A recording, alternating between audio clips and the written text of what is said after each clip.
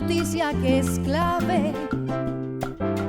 Mire usted toda la información. Oiga bien, opiniones que tienen. ¿Tú qué puedes decir? Cómo tengo el alma de tanto amar.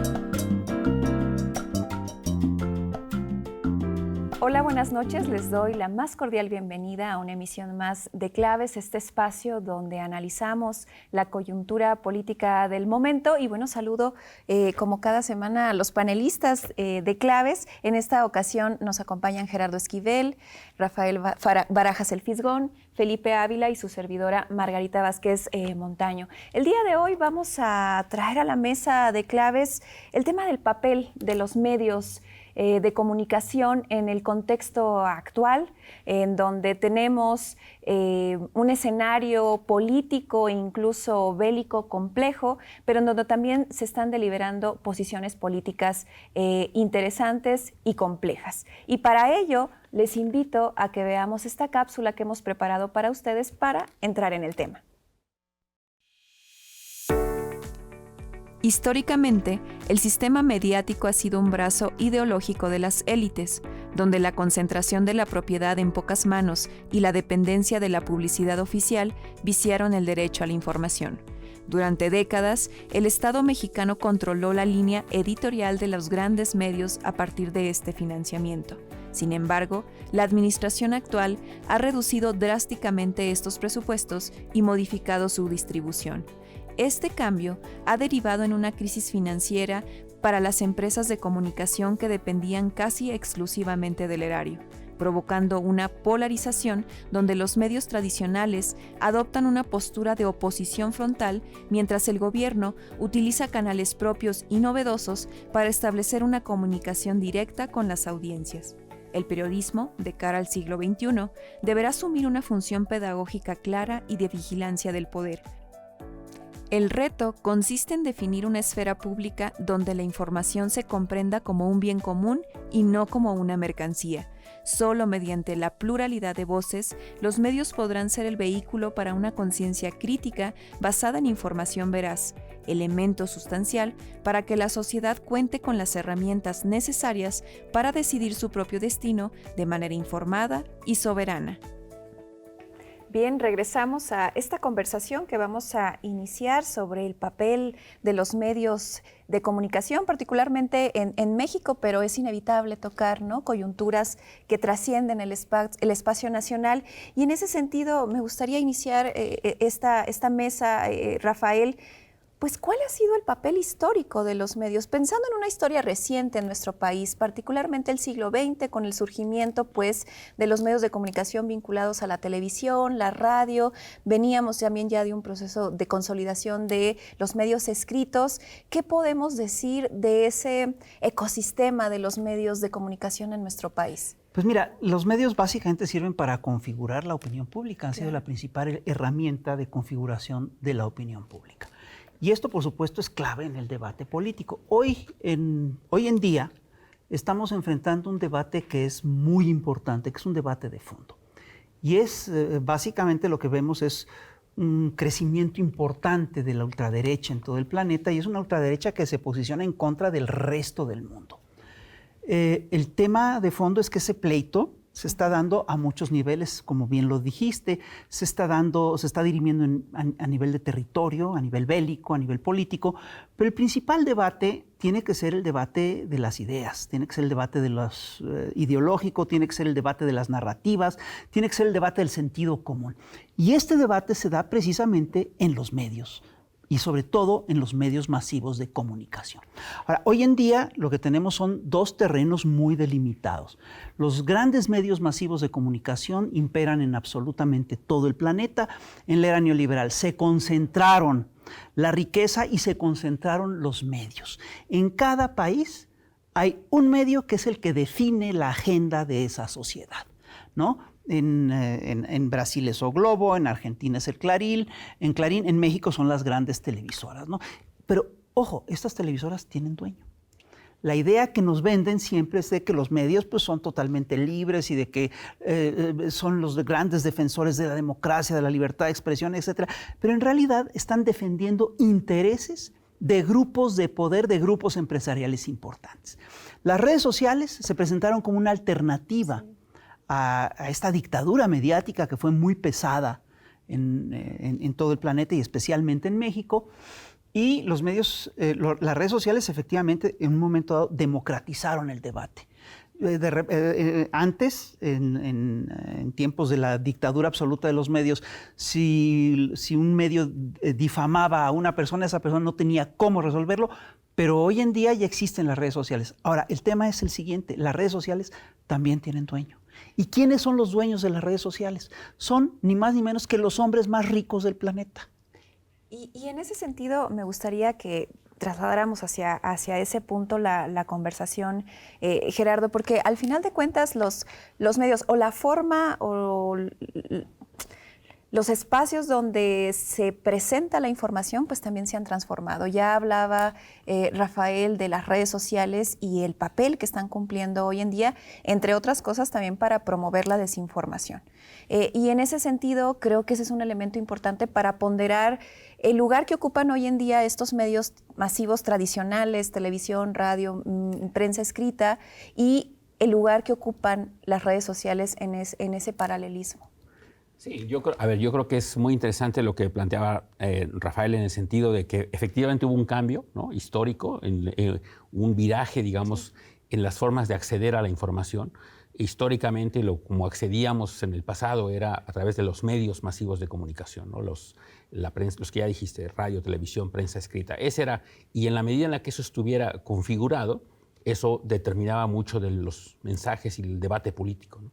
Y eso, pues como se sabe, estaba pues de alguna manera restringido el acceso, había cooptación, en fin, de tal manera que eso limitaba mucho el espectro de opciones y de opiniones políticas a la que el gran público tenía acceso. Llegó un momento en el que las redes sociales parecían ser la salida a eso, ¿no? Sí. Recordemos, el presidente López Obrador hablaba de las benditas redes sociales. Lo fueron. Porque en su momento, al principio, digamos, un poco estos mecanismos, Twitter, Facebook, etcétera, permitían el acceso, pues, un poco a difundir opiniones de una manera mucho más libre, sin estar sujetos a las necesidades de contar con la parafernalia de los grandes medios de producción. Y entonces se podía, y se dio un gran debate. Yo recuerdo históricamente cómo había mucha apertura y mucha discusión. Pero en efecto, como también señala Rafael, eso ya dio un viraje. Dio un viraje pues porque los grandes multimillonarios, los billonarios del mundo, se dieron cuenta también de eso y se han comprado, se han ido fusionando, y ahora, digamos, hay una gran diversidad de opiniones que uno puede encontrar en YouTube, etcétera. Pero es cierto que también han diseñado algoritmos, por ejemplo, para que de alguna manera condicionan un poco la forma en la que accedemos a la información. Y lo que ocurre, desafortunadamente, es que lo que más empieza a predominar en muchas de estas discusiones es la presencia de bots, ¿no?, que ocurre de todos lados del espectro político, pero mucho más de un lado, ¿no? Eso es importante decirlo.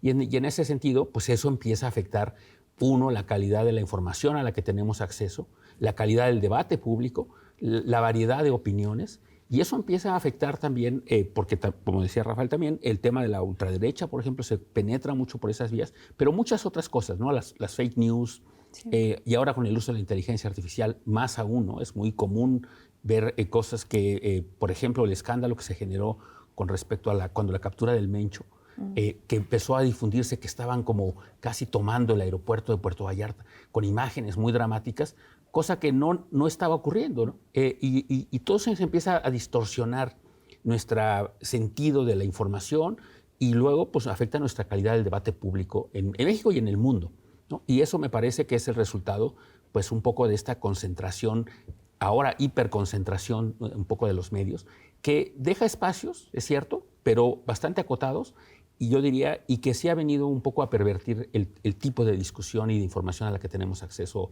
en general la población, ¿no?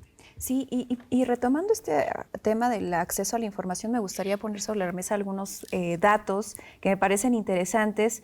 83.1% de la población usa Internet, 90.2% de los hogares cuentan con al menos una televisión. Y lo interesante es que todavía el 74% de la población mexicana consume televisión abierta. O sea, estamos hablando, sí, del impacto de las redes sociales, pero ese porcentaje es muy llamativo. A mí lo que me dice es que hay un problema de desigualdad en el acceso a la información, por un lado, y por el otro es que pues, la televisión no ha muerto, ¿no? Ni la televisión abierta, y eso me parece interesante como contrastar, aunque reconociendo que el 63% de esa población se informa en redes sociales, ¿no? Poniendo sobre la mesa estos temas, ¿qué podemos decir, Felipe, justamente sobre el acceso a la información en relación con lo que ocurre en estos medios tradicionales que en realidad han también innovado en las redes sociales, ¿no?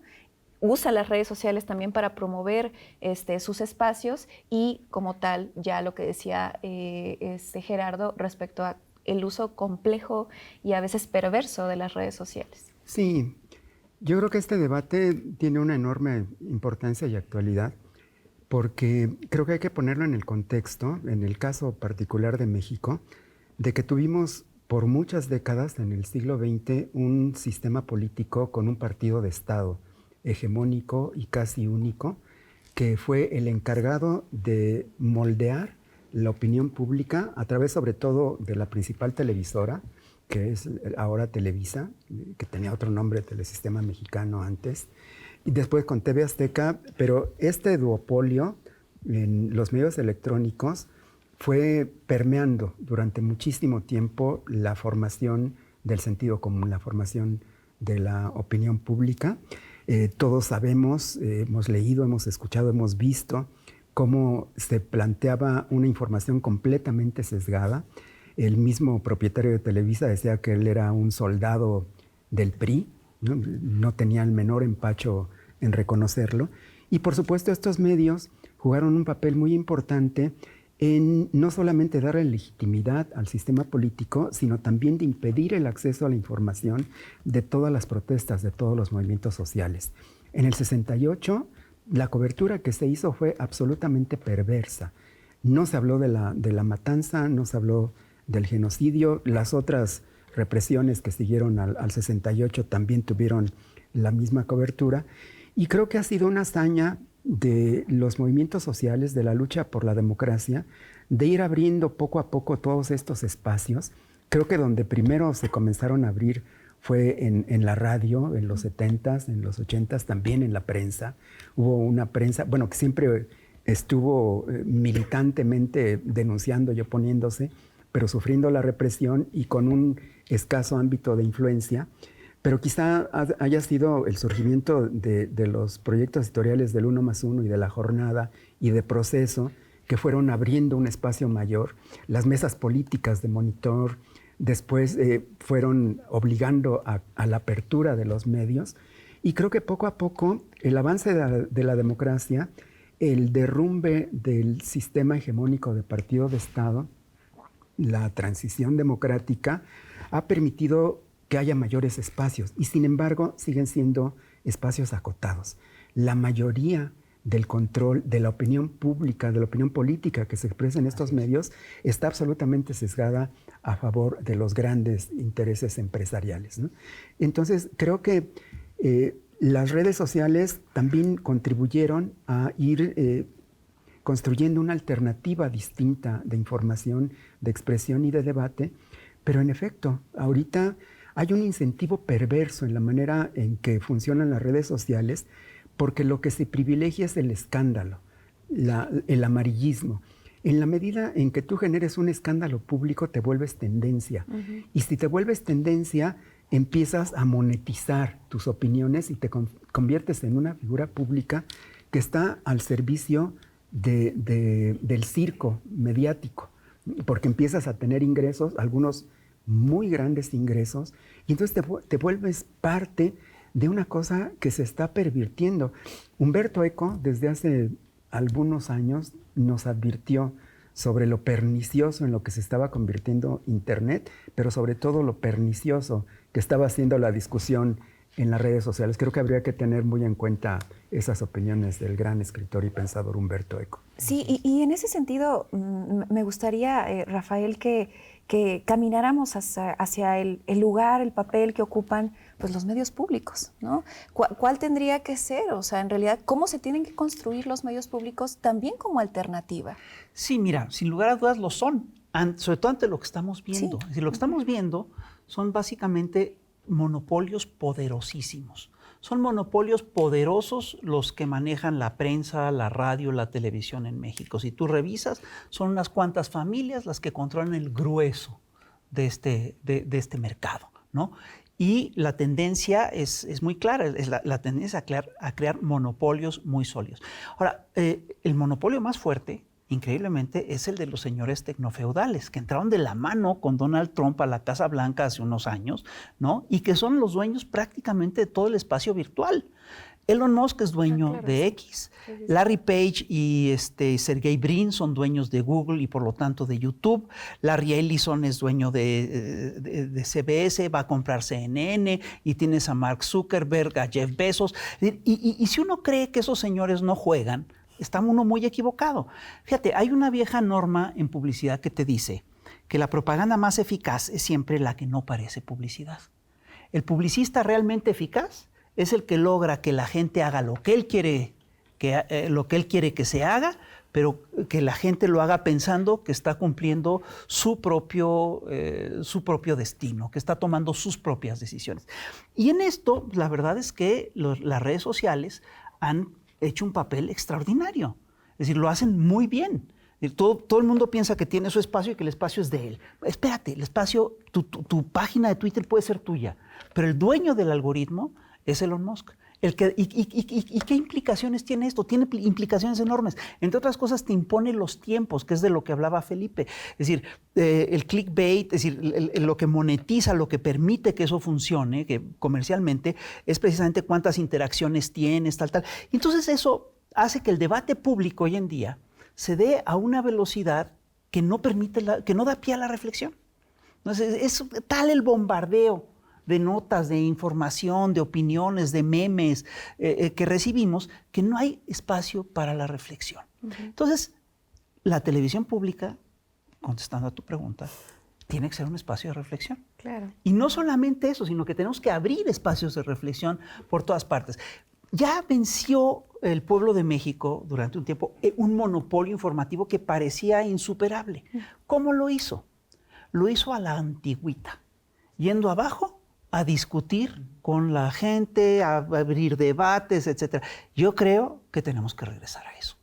Y bueno, pensando cómo al final las redes sociales también han debilitado el trabajo periodístico, es decir, todo este método, ¿no? de cómo hacer, ¿no? investigación periodística, que al final pareciera que es más importante una foto con un dato así súper sensacional para que tenga todos los likes posibles, un poco lo que decías, ¿no? Sí, y claro. que monetice. En ese sentido, Gerardo, pensando en que ya vamos hacia el cierre, ¿cuáles son los retos del periodismo en México, pero quizá pues en el mundo, ¿no? No, yo diría que el reto del periodismo, como el reto de la opinión, discusión pública y este debate que estamos teniendo ahora, que es lo que decía Rafael, que es la reflexión más profunda, ¿no? Ante el inmediatismo, digamos, de los likes y de los memes, lo que nos resta es tratar de contribuir en la discusión de mejorar el debate público, con más información, con más profundidad, porque estamos sujetos de repente a espacios de atención mucho más cortos cada vez. Estamos luchando, este programa, su alternativa para muchos es estar viendo TikToks, que puede ver muchos TikToks en lo que dura este programa y entonces llenarse de mucha información que mucha de ella pues, puede ser buena, pero la mayor parte posiblemente será basura. O simplemente te distorsionará los temas relevantes, porque se busca lo que es viral, lo que llama la atención, lo que es morboso, etcétera, ¿no? Entonces ese es el reto que tenemos y el periodismo está en las mismas, ¿no? El periodismo de profundidad, pues de repente parecería que está sujeto a estos tiempos cada vez más cortos y a veces el espacio para esos análisis se va perdiendo, aunque no deja de ser muy relevante, como lo discutimos en el programa de la semana pasada sobre la investigación del New York Times, una investigación muy sólida sobre la vida de César Chávez, que se tradujo en un reportaje de gran implicaciones políticas y sociales, ¿no? Entonces, digamos, sigue siendo válido el periodismo de mucha envergadura, de mucha profundidad, pero sí se enfrenta al reto de que compite contra el inmediatismo de la atención y de los memes y de los likes, ¿no? Sí, totalmente de acuerdo. Felipe, ¿tú cuáles son los retos que identificas, ¿no? Para pues, los medios, ¿no?, de comunicación en todo este andamiaje contextual que hemos puesto sobre la mesa el día de hoy? En primer lugar, yo creo que tendríamos que buscar regular lo que se transmite a través de los medios y particularmente de las redes. No están reguladas. Pueden subir cualquier contenido y los dueños son los que controlan la mayoría de los mensajes. No hay una responsabilidad, no hay un compromiso social, no hay ética, es algo que está fuera de control, es imprescindible regular a las redes sociales. El derecho de réplica. Claro. En los grandes medios. En fin, perdón. Sí, no, tienes todísima la razón. Yo creo que también hay que buscar hacer un periodismo y una información y una comunicación responsable con ética y con compromiso social. Sí, definitivamente el papel ético de los medios creo que es fundamental, sostenerlo, la información con veracidad, evitar el sensacionalismo, contribuir a la deliberación democrática y pues obviamente hacer frente a prácticas de manipulación, amarillismo y sesgo, ¿no? Que está muy vinculado con la desinformación. Y bueno, para darle todavía un peso más a esta conversación, pues nos vamos a nuestra editorial cantada con estos Bolero de las Mentiras. Regresamos.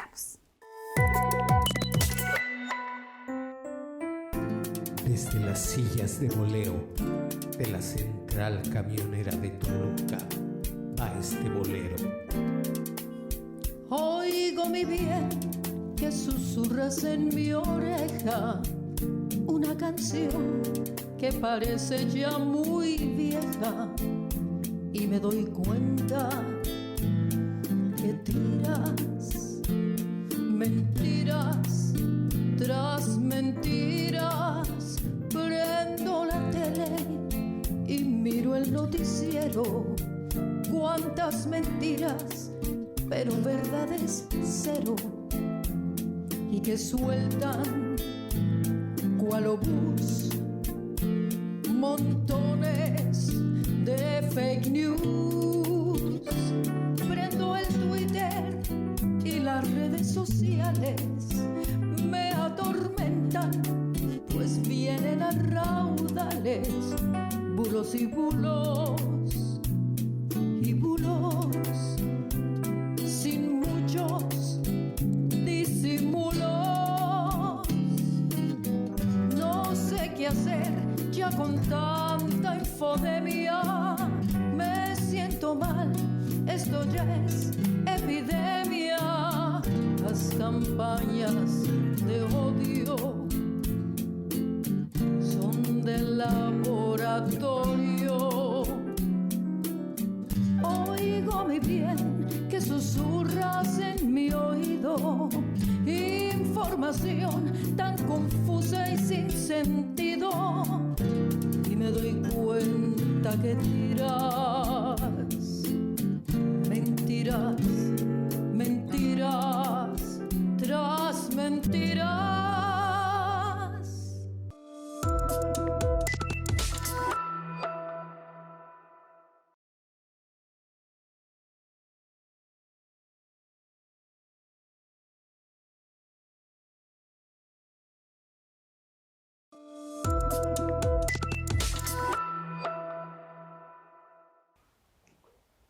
Y seguimos aquí en el programa Claves y hoy vamos a analizar el crecimiento de la ultraderecha en el planeta y para eso tenemos una pequeña cápsula. La ultraderecha se define por grupos e ideologías situados en el extremo del conservadurismo que rompen con los consensos de la democracia liberal y el pluralismo. Sus pilares son el ultranacionalismo y el nativismo, los cuales vulneran los derechos de inmigrantes y sectores que no encajan en sus esquemas de exclusión. Estos movimientos se oponen a los avances en derechos humanos, defienden roles de género tradicionales y rechazan a organismos internacionales como la ONU. Actualmente, utilizan redes sociales y la desinformación basada en el miedo para dividir a la sociedad bajo la narrativa de lo puro contra lo ajeno. A nivel internacional, tras el regreso de Trump en 2025, esta agenda se ha institucionalizado en Estados Unidos mediante el nacionalismo cristiano, afectando los derechos de mujeres y la diversidad sexual. En Europa, destacan fuerzas como Vox de España y Agrupación Nacional de Francia, mientras que en América Latina, el gobierno de Javier Milei es el caso más emblemático, con el impacto en las jubilaciones, el desmantelamiento de la política pública con perspectiva de género, al tiempo que mantiene una severa presión inflacionaria en el país. Este panorama pone de manifiesto los retos urgentes que enfrentan la izquierda internacional y otros bloques democráticos para generar estrategias y contrapesos ante una avanzada que pone en riesgo la vigencia de los derechos humanos y el futuro colectivo. El fascismo, un movimiento de ultraderecha agresivo y violento, llevó a la humanidad a uno de sus momentos más negros. Después de la derrota de Hitler en 1945, muchos pensamos que el fascismo no volvería a renacer. Y sin embargo, aquí lo tenemos de regreso. Felipe, ¿qué ha pasado con el fascismo en estos últimos años? ¿Cómo es que ha crecido la ultraderecha en el planeta en estos últimos años? Pues en efecto, Rafael, es algo que quizá ilusamente pensábamos que era una barbarie superada por parte de la humanidad, que nunca iba a volver a ocurrir. Todo el mundo quedamos horrorizados por los crímenes que se cometieron durante el ascenso del nazifascismo. Y sin embargo, en efecto, permaneció, ahí está, y está creciendo, que es quizá lo peor y constituye, creo, una de las grandes amenazas para el mundo de hoy día. A finales del siglo pasado y principios de había movimientos de ultraderecha que se identificaban a sí mismos como neofascistas o neonazis, pero eran fenómenos marginales, que estaban circunscritos a ciertos grupos con una ideología muy endógama, que no tenía mucha trascendencia hacia afuera y que pensábamos que era una rareza. Y sin embargo, estos movimientos se fueron convirtiendo en corrientes, se fueron convirtiendo en partidos, comenzaron a participar en las elecciones, fueron ganando escaños, sobre todo en Europa, en algunos países de Europa Occidental, y se fueron convirtiendo en postulantes para el acceso al poder. Y creo que en estos 25 años lo que hemos nosotros presenciado horrorizados en el mundo es que están creciendo, que se han convertido en partidos en algunos países europeos muy sólidos, que han podido llegar al gobierno y que incluso han podido extender su hegemonía, su irradiación también al continente americano, particularmente en Estados Unidos y en Sudamérica. Creo que estamos ante un ascenso de los movimientos de ultraderecha que sí constituyen una amenaza para el mundo de hoy día, que ya han provocado muchísimos conflictos y que están revirtiendo muchas de las conquistas históricas que se habían logrado en las sociedades en estos últimos 100 años.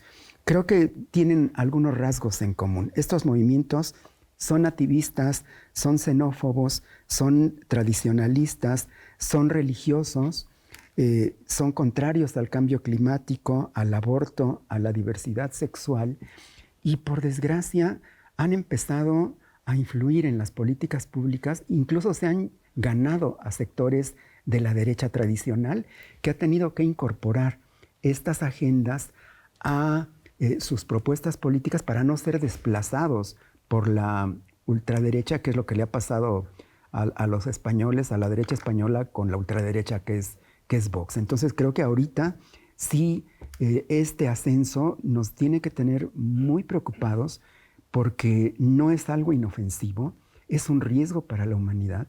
Y hemos visto en esta segunda presidencia de Donald Trump, aunque también ya lo comenzamos a ver en la primera, pero en esta segunda, de plano está sin tapujos lo que representa la agenda básica de un movimiento de ultraderecha que controla al país más poderoso del mundo y que está extendiendo su influencia particularmente en América Latina. Bueno, yo sí creo que existen diferencias importantes entre el fascismo que surgió en 1920, 1930, 1940 y el fascismo de hoy, pero al final de cuentas se trata de movimientos ultraconservadores, movimientos que van en contra de los derechos de las mayorías, que van en contra de los avances democráticos y progresistas de las sociedades. Pero hay una característica que a mí me importa subrayar. El fascismo de principios del siglo XX era básicamente un movimiento de restauración monárquico. El fascismo de hoy en día es básicamente un movimiento que busca defender a toda costa los privilegios enormes que adquirió una pequeña élite en el periodo neoliberal. Ahora, este fascismo no se expresa de la misma manera en todo el planeta.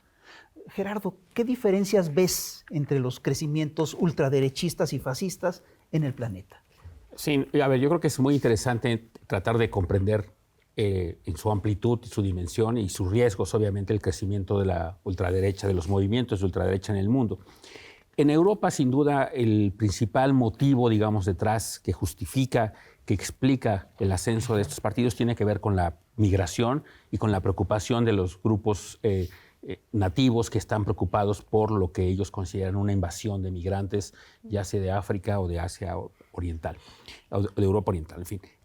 Eso explica mucho el ascenso de todos estos grupos en una lógica muy xenófoba, nativista, efectivamente, ¿no?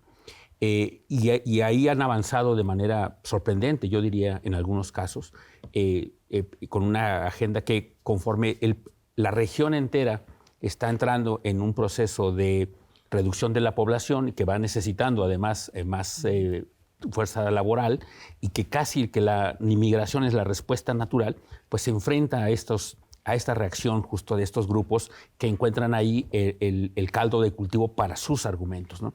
Y claro, un poco la situación económica que ha ocurrido, el deterioro a veces en el caso del estado del bienestar, que acusan mucho, por ejemplo, de ser la causante de atraer a este tipo de migrantes y por lo tanto le dan fuerza a sus argumentos, es lo que ha de alguna manera permeado en la discusión en Europa y desafortunadamente pues, se ha visto reflejado en este ascenso en la importancia político-electoral de estos grupos.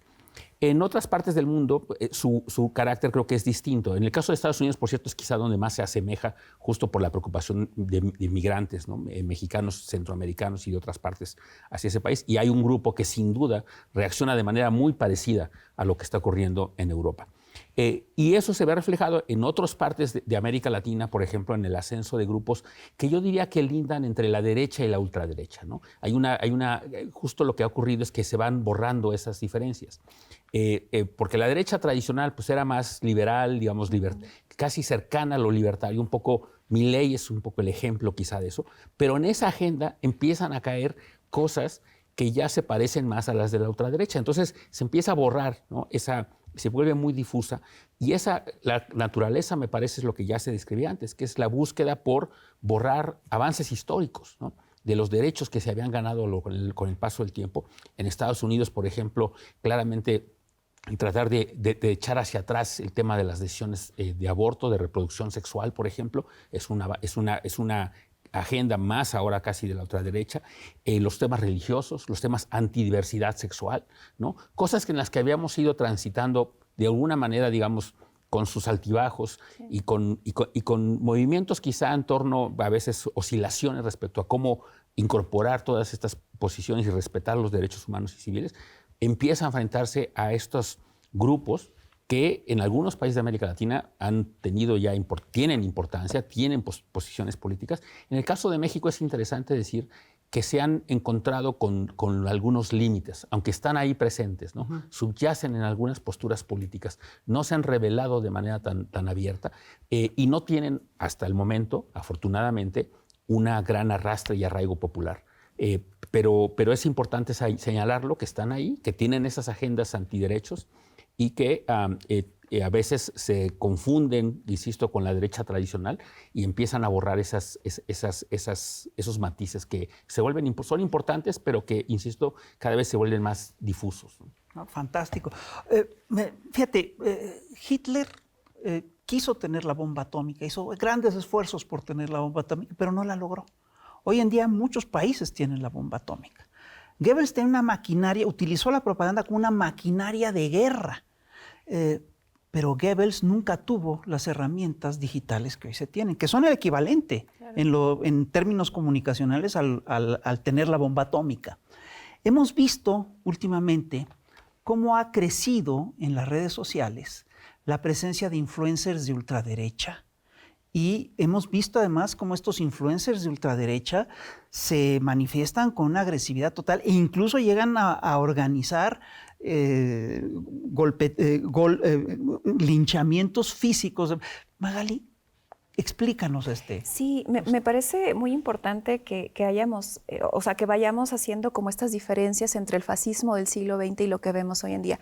Evidentemente, la gran diferencia pues es la presencia de las redes sociales, ¿no? Como el espacio casi como por autonomacia, ¿no? De la expresión de la ultraderecha.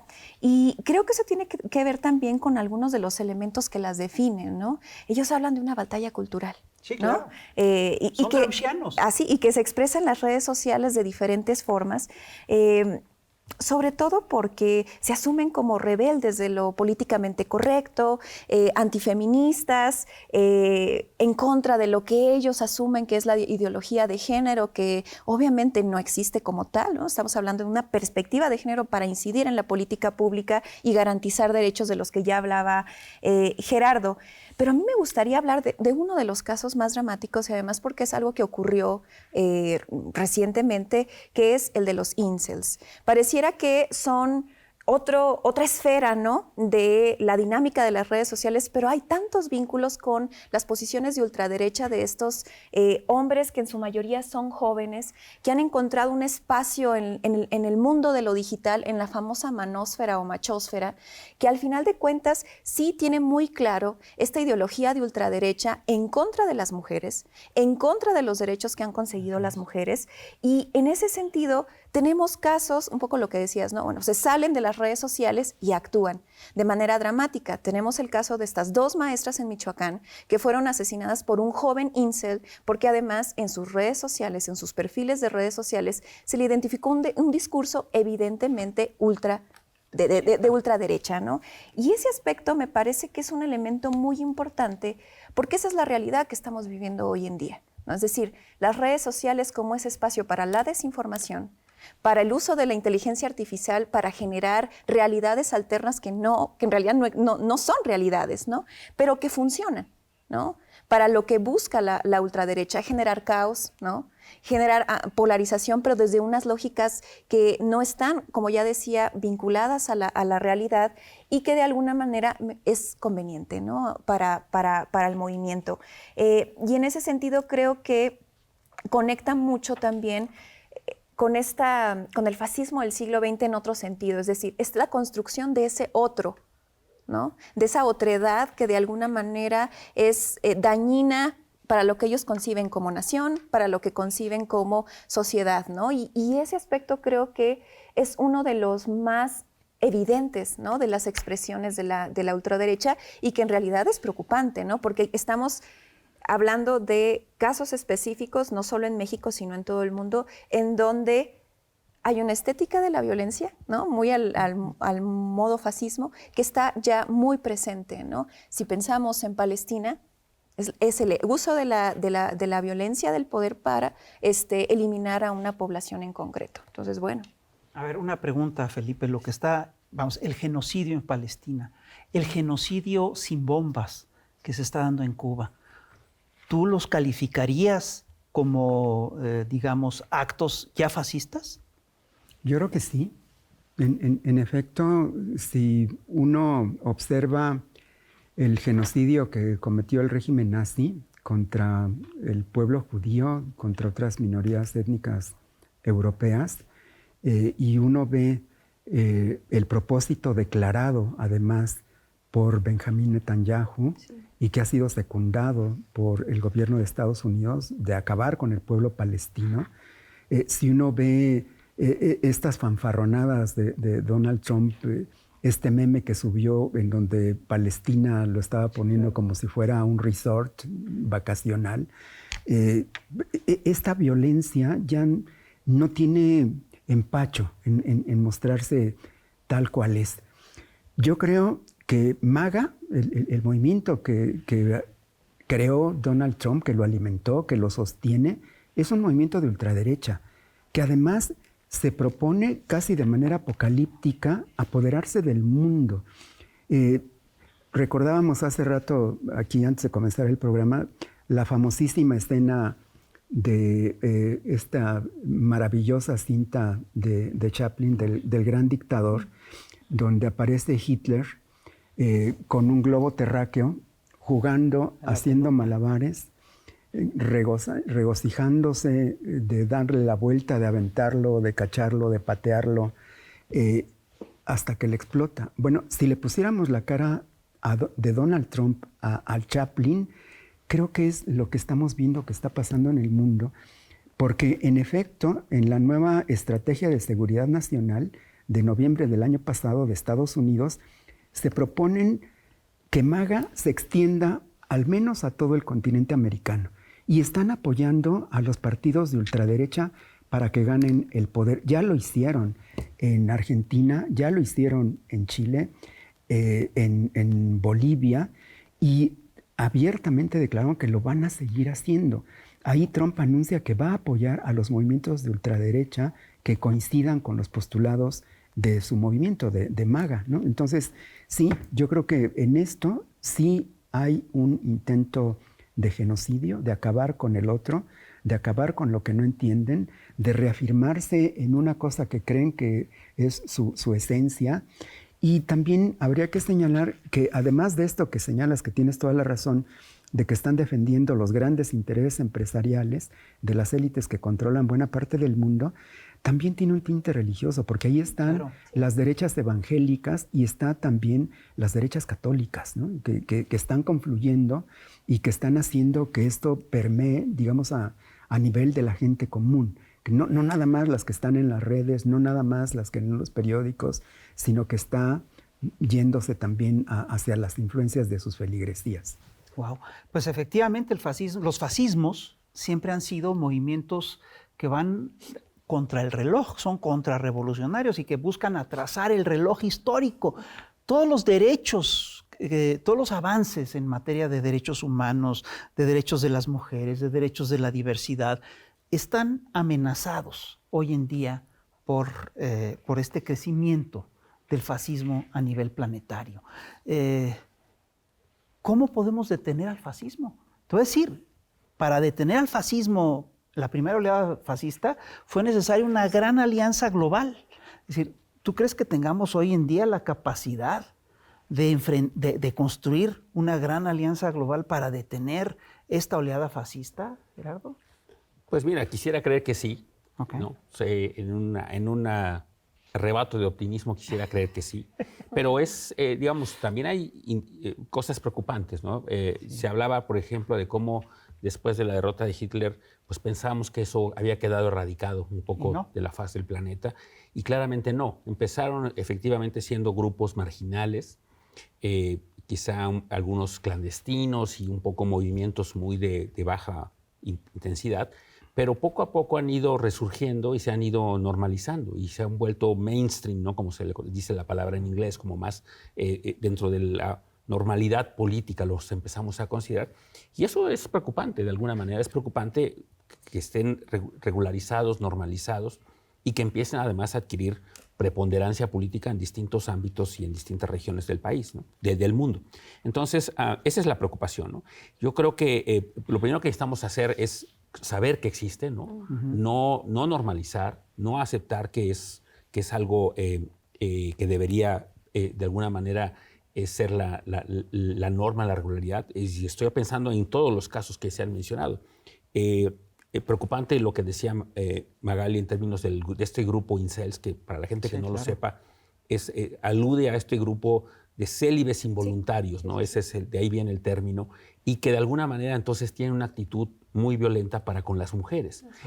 Y que fue el caso, que ya lo dijo de Michoacán, pero fue el caso también, recordémoslo, del asesinato que ocurrió en el CCH Sur, en México, en la Ciudad de México, que fue resultado de eso, ¿no? de esos movimientos. Entonces están ahí soterrados, con poca, digamos, quizá no tan grandes, pero que están generándose y alimentándose. Y lo que hay que hacer un poco en ese sentido es pues, tener la información, que eso existe, no negarlo, reconocer, tomar acciones, denunciar, en fin. Y a nivel un poco más amplio, ¿no? Ya en esta discusión que estamos teniendo a nivel internacional, pues entender que el ascenso está ahí y tenemos que tomar, pues de alguna manera, todos los que pensamos que eso es un retroceso democrático, el que estos grupos estén empujando agendas que van contra las cosas que se han ido logrando paulatinamente con el paso del tiempo, pues entender que eso son adversarios políticos, ¿no? Y que, digamos,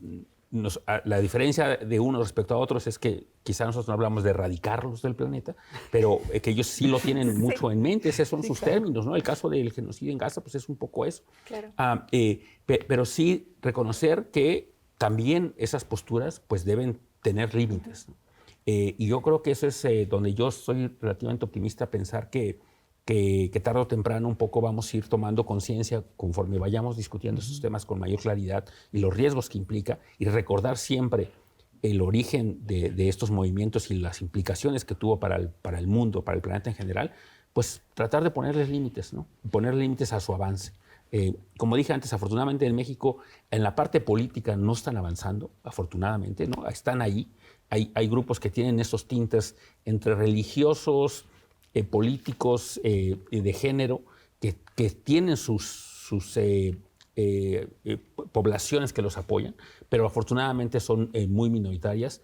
Pero sí hay que seguir hablando de este tema para mandar la señal hacia la población de los riesgos que esto implica hacia adelante. Hay quien plantea que en los países en los que ha habido una revolución social, el fascismo florece con más lentitud, con más dificultad. Y México ha tenido una revolución social. Es el caso de China, es el caso de lo que fue la Unión Soviética, que hoy es Rusia, etc. Es decir, efectivamente se está dando una... Pero lo que es interesante es que el fascismo mismo, la ultraderecha misma, habla de la batalla cultural. Claro. Y de ganar la batalla cultural. ¿Qué es esta batalla cultural, por ejemplo, en términos de los derechos de la diversidad, en términos de los derechos de la mujer? ¿Cuál es la batalla cultural de esta derecha? Sí, porque además estamos hablando de grupos conservadores que quieren conservar un estado de las cosas. Así es. Y en ese sentido, esa batalla cultural tiene que ver con el rechazo, ya lo decía Gerardo, pues a todas estas expresiones que son producto, obviamente, de procesos incluso de liberación y de lucha por los derechos humanos. Y me gustaría ir más a los retos que tiene la izquierda, ¿no? Ya un poco apuntaba Gerardo al respecto. Primero yo voy a sonar muy optimista, lo siento. Recuperar la rebeldía, porque ellos se asumen como rebeldes, ¿no? Los rebeldes con la causa y sin causa, pero al final de cuentas creo que la rebeldía viene de las luchas de izquierda históricas.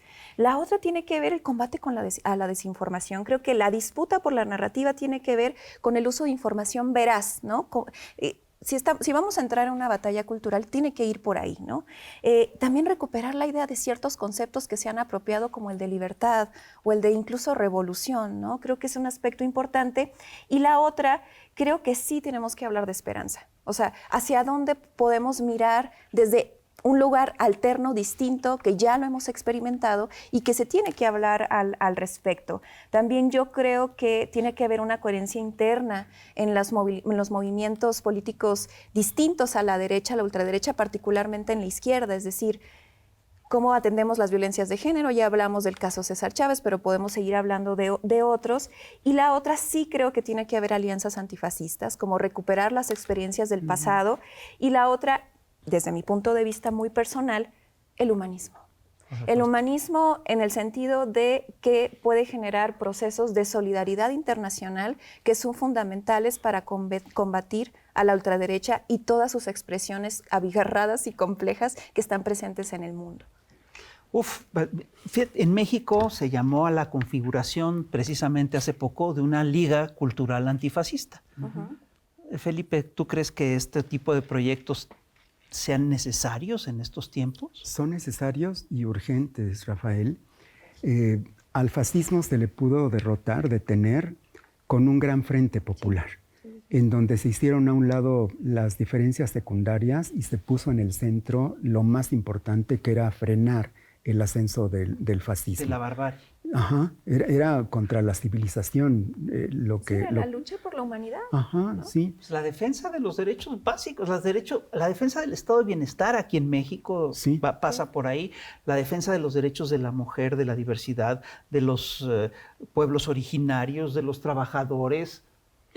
Y eso tiene que ver con enfrentar a la ultraderecha y combatirlos ideológicamente, combatirlos políticamente, combatirlos informativamente, en donde se pueda y particularmente desde abajo, con la gente.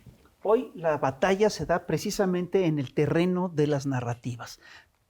Hay que dar la batalla en el terreno de las narrativas, hay que dar la batalla en las redes sociales, hay que dar la batalla en todos los lugares en los que se pueda dar la batalla. También hay que dar la batalla abajo.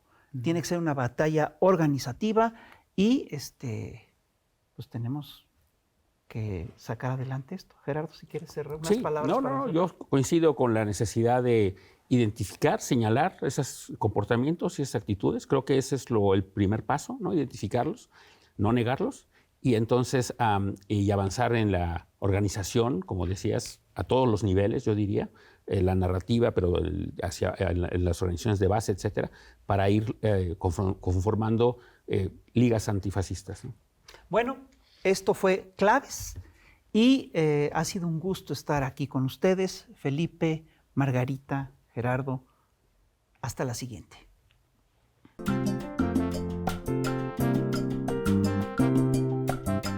Oiga usted la noticia que es clave. Mire usted toda la información. Oiga bien opiniones que tienen las claves.